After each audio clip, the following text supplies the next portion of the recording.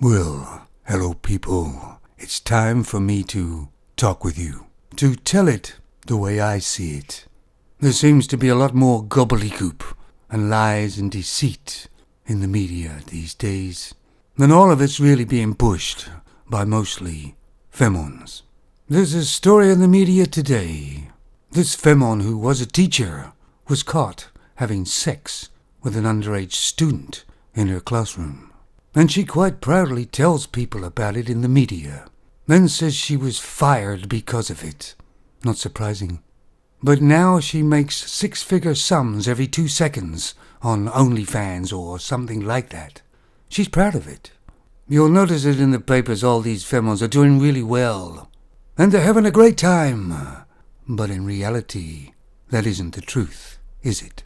Femons at the moment are not doing very well. Their bad behavior and their lies and deceit haven't gone unnoticed by males. Because generally males deal in facts, reality, basically the truth. And femons deal in virtual signaling and gobbledygook. And men are walking away, staying away from femons.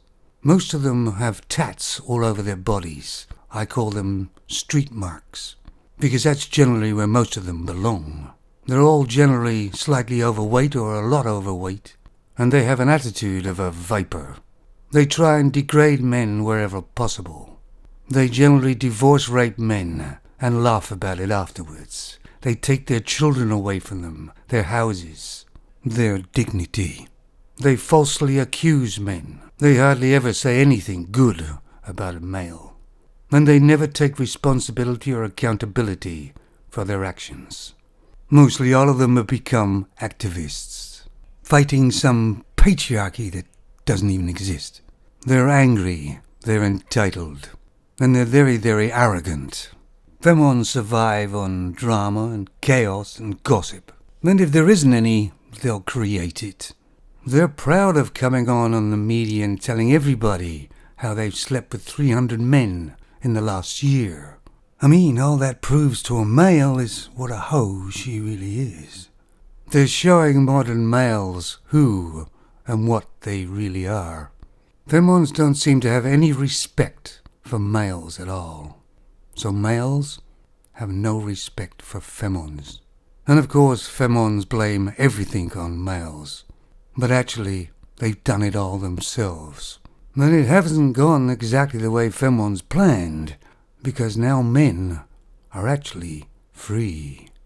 And they goddamn well like it.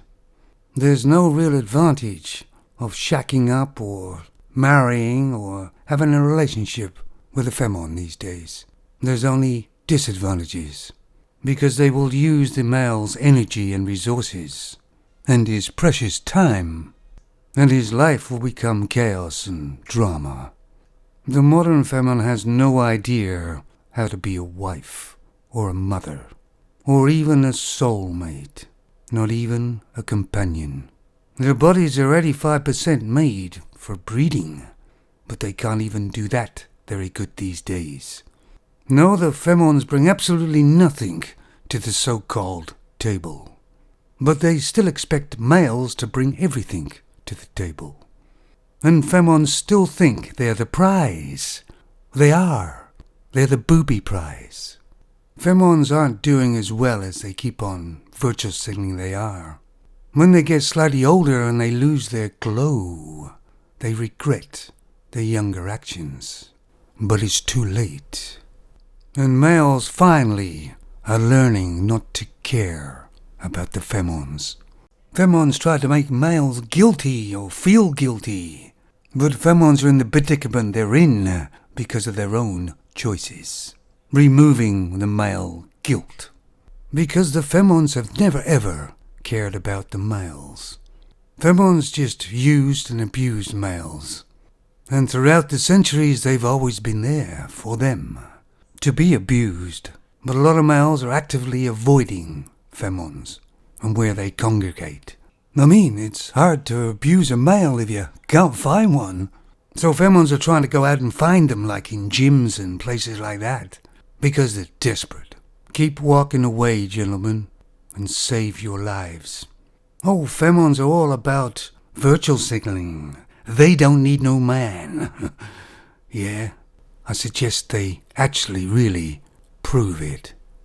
Because males have finally woke up. Hey, femons, the males have left the building. Take it easy, guys.